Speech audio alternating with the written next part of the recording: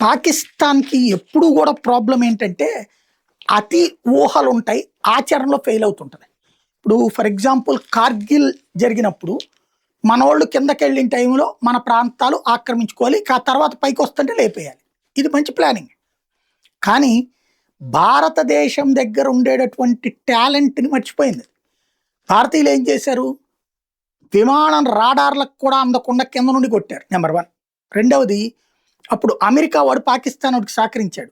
ఎట్లాగా అంటే వాళ్ళు ఈ రాడార్లలో మన విమానాలు కిందకి వెళ్ళలేవు అంటే మనం దగ్గరికి వెళ్ళినా సరే కౌంట్‌లో తేడా చూపెట్టారు వాళ్ళు.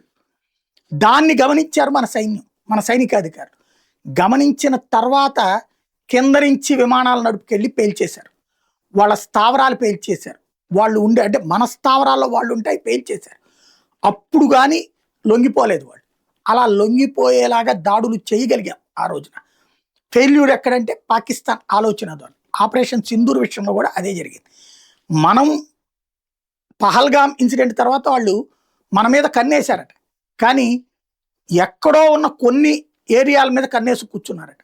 మనం ఈలోపు వెళ్ళి కొట్టాల్సింది కొట్టేశాం. మనం ఏం చేస్తామన్నది పసిగట్టలేని నైపుణ్యం వాళ్ళ దగ్గర ఇంటెలిజెన్స్ గొప్పతనం అని చెప్పుకుంటారనమాట.